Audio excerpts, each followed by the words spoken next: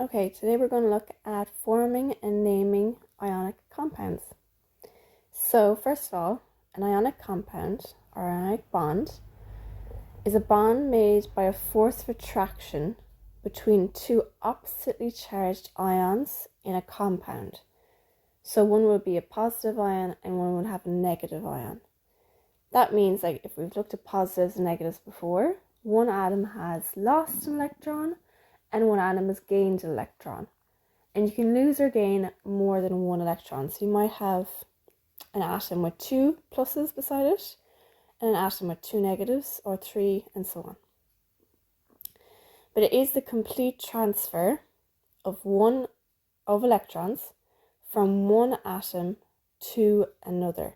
So there's no sharing involved, it's just a transfer, one transaction, and that gives you the force of attraction, because then you'll have, let's say, Na plus, for example, Cl minus. The plus and the minus are going to give you that force of attraction, okay? So that's how they're held together, through the oppositely charged ions. Now, let's just take a look at the periodic table here. We have certain groups. So the group 1 has 1 electron on the outside of its shell, or outside energy level. Group 2 has 2 electrons. These are the transitional metals, and we'll be looking at those and how they form ionic compounds later on in the video. Here we have our halogens, so they have 7 on the outside, 6, 5, 4, 3. And this one's 8, of course, so that's not used in bonding because they have 8 in the outer shell. So they're not looking to gain or lose any electrons. 8 is the happy number, so your noble gases won't bond at all. They're unreactive. Okay, so as I used sodium chloride there as our example, I'm going to use it again. So if we look at where sodium is in the periodic table, we see that it's in group 1. That means that it has 1 electron on the outside. Now, once we get to the octet rule, where it has 8 electrons on the outside, going from 1 to 8 is a big ask. So what I would rather do is actually just lose that outside electron, and the inside shell would be full. So it doesn't mind transferring the electron. And the same with group 2. Going from 2 to 8 is a big ask. So it will transfer those 2 electrons over to the other atom instead. If we look on the flip side, group 7, it's very, very close to getting an electron, to getting the full octet. So it will not give away any of its electrons. It will want to take one. Group 6 is the exact same. It'll want to take one. Okay, so group 1, group 2, give away. Group 6, group 7, take. Okay, and then transitional metals will usually give as well. Okay, so they usually give, but there's something called variable valency with them. We'll look into that later. So let's scroll down a tiny bit. This is how we're going to show the ionic bond, sodium. Now, I don't need to draw it all out, but I'm just going to represent the electron with a little circle. That's the 1 electron on the outside shell. And it's important to write down underneath the electron configuration. You can do your SPD if you'd rather. Then we're going to take chlorine, because that's what we're asked to bond, sodium and chloride together. That's what the question would look like. Bond sodium and chloride together to make an ionic compound. Chlorine has in group 7, so it has 7 electrons on the outside. 2, 8, 7. Okay. Now, there's a transfer happening Sodium is going to transfer it over to chlorine, because you see chlorine is very nearly full outer shell there. So sodium is going to transfer it over. Na. And you're going to put in brackets. And seeing that it's lost an electron, it's going to have a plus beside it. It's lost an electron, so its new electron configuration is just 2, 8. So you see that's happy enough because it's got a full outer shell now. It just got rid of that extra 1. Then chlorine. It had 7 originally. And I'm just going to represent that extra electron using the dot again. That just shows that it's inherited that electron. And it gives a minus sign. And there's the electron configuration. Make sure that you have the electron configuration underneath. It is necessary when answering these type of questions. Okay, now if you're unsure as to which element is going to gain the electron, there are things called the electronegativity values. And this is what it is. It's a measure of a tendency of an atom to attract a bonding pair of electrons.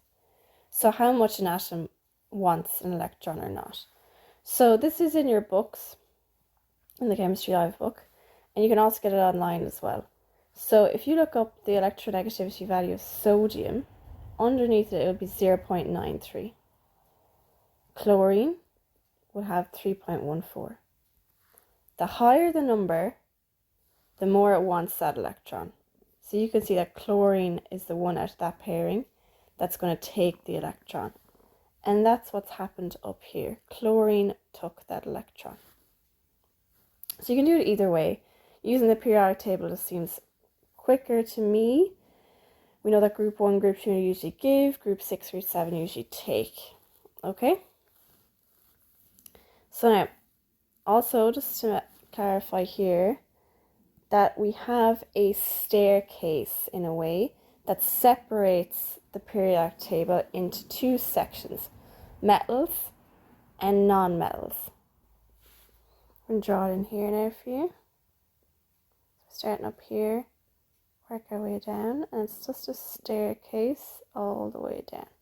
So this side is the metals, and this side is the non-metals. And right in the middle we have something called our semi-metals in this area just along the stairs. Okay, so an ionic bond is always made from a metal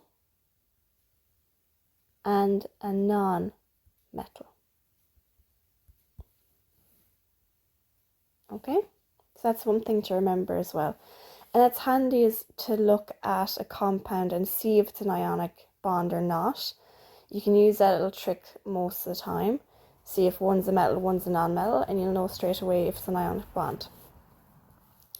Okay, so for example, if I said, is this an ionic bond? Magnesium chloride. You'd say magnesium is in the metal section. It's here. Chlorine is in the non-metal section here, so it is an ionic bond. Okay, we're going to look at complex ions. This is ions that are kind of bonded together already and they have a charge on them. So you see they're not alone, they're in groups. So you can call them group ions either. These need to be learned off, and these are all the ones that you need to learn off. You will see these come up and pop up throughout the book and throughout your course anyway, so you'll get more used to them. But we have ones with one negative charge, one with 2 negative charges, 3 negative charges, and 1 positive charge that you need to learn off. These will come up loads, so you'll see them more often than not. Okay, before we get into those complex ones, I want to give you an exercise, and you can pause it here. And I want you to try and bond calcium and chlorine, aluminium, oxygen, magnesium and chlorine. Okay, so let's take a look. Where is calcium?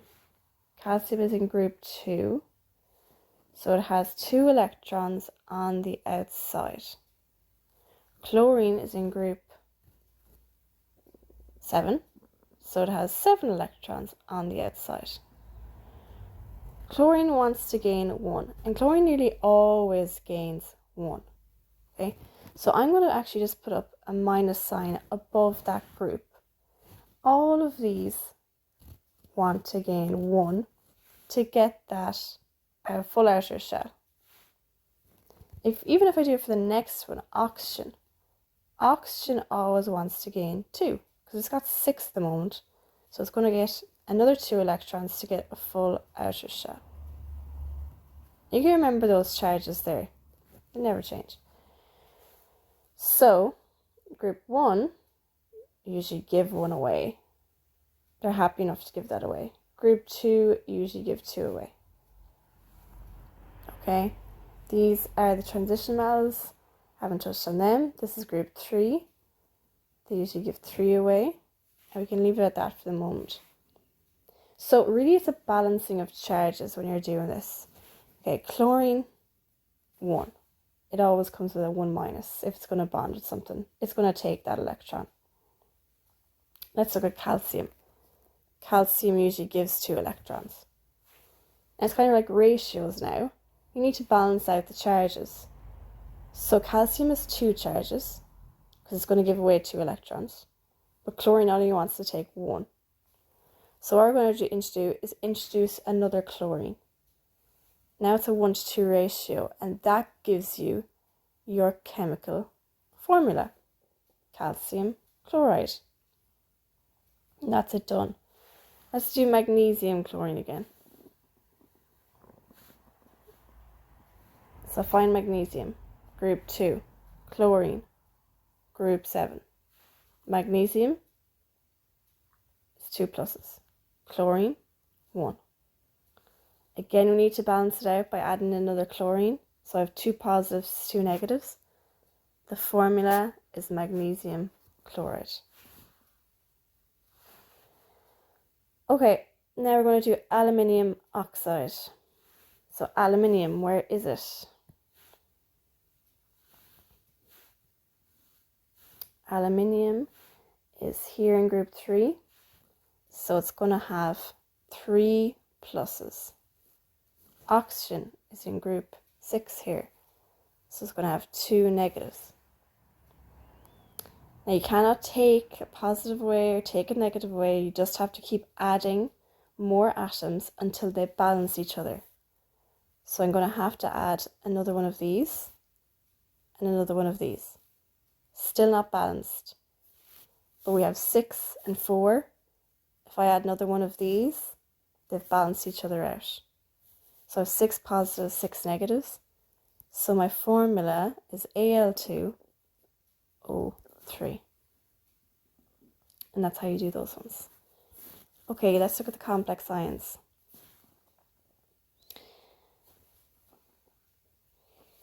And we're going to look at forming the chemical formula for potassium permanganate and sodium dichromate. So permanganate, where is that on our complex ion list? It's here. And dichromate is down here. Okay, so you can see that the permanganate ion, MnO4, has 1 minus. The dichromate has 2 minuses. Now the potassium and the sodium, they're atoms that are bonding to this ion. So if we look up here at potassium, let's find potassium. It's in group 1, so it has 1 plus. It's going to give away 1. Now let's look at the permanganate ion, MnO4. It has a minus sign. Do they balance each other already? They do. So it's a 1:1 ratio. There's no need to add anything.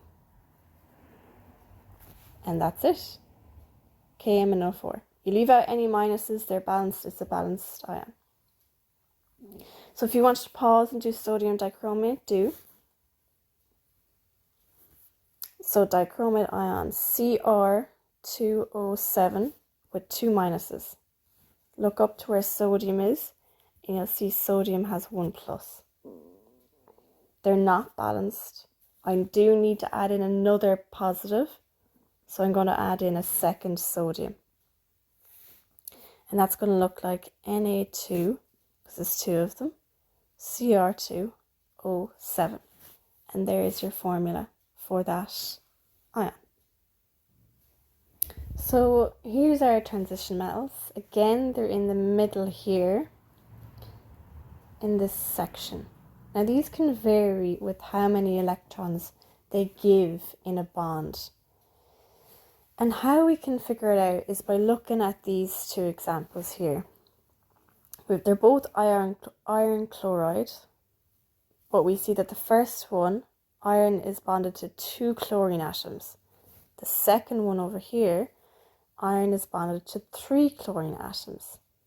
So there you can see that there is a difference, that iron can almost change how many electrons it gives each time. So to differentiate between the 2, because they're both called iron chloride, but if I told you, give me some iron chloride, how would you know which one to write down, or how would you know which one to give me out of the chemical cupboard? So we need to be specific, more specific when we're talking about our transition metals. So let's just look at this one. Chlorine. Chlorine is in group 7. As I've said already, these guys usually always take 1. Oxygen takes 2. Remember? So if I've got 2 chlorines, minus, minus, obviously the iron had to balance that out. And I only have 1 iron. So the charge on the iron is going to be plus, plus.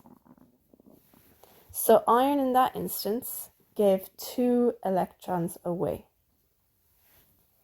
What about this one over here? We've got 3 chlorines. Each have a minus each. I only have 1 iron. So the charge on that iron had to be 3 pluses. So the second instance, iron gave away 3 electrons.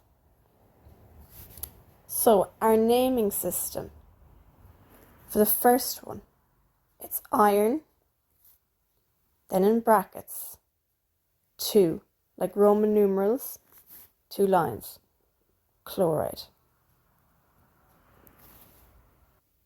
The second one, iron, and then again in Roman numerals, 3, chloride.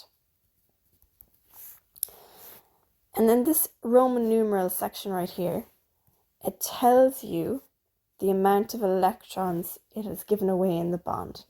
So you're able to work out that this is this one because it gave away 2. And this one here is that one because it gave away 3. Now let's look at copper, CuO and Cu2O. If you want to pause and try and name those 2 compounds for me using the Roman numerals again, you can do so now.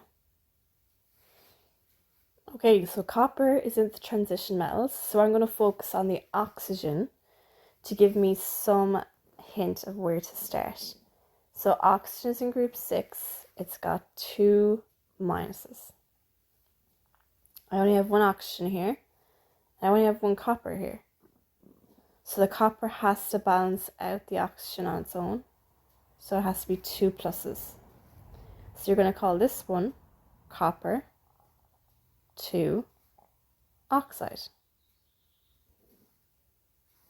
And over here, we only have 1 oxygen again. It's got 2 minuses, but we have 2 coppers.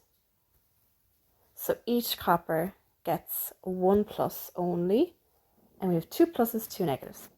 So that's going to be called copper 1 oxide.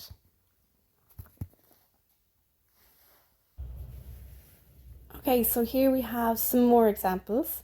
So you should be able now to name these compounds. They all have transition metals in them, but be careful and spot the complex ions as well within these examples. So remember, you're going to have to use your Roman numerals to distinguish the transition metal and how many electrons it has given away. Okay, so you should have looked at the sulfate here, and you would know that there is SO4 and it has 2 minuses. We have 1 copper. To balance that out, that copper needs to have 2 pluses. So the name is going to be copper, then in brackets, 2 sulfate. That's that one done. Down to the next one. 3 chlorines. It's not a complex ion at all. 3 chlorines, but only 1 chromium. So the chromium has to balance it out. So it's going to be 3 pluses. So the name is going to be chromium 3 chloride. Next one. Again, our sulfate ion. We have 3 of them.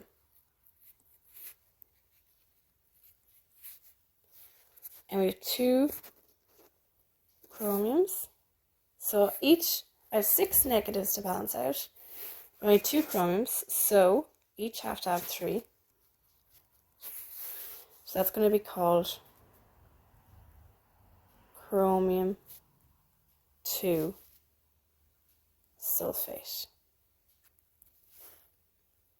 And be careful. So we can see that this is in brackets here, SO4 3. It is the SO4 complex ion, and there's 3 of them. So when you have brackets like that, in the brackets is always a complex ion. And then the little number outside tells you how many there are. Okay, that's the end of the video.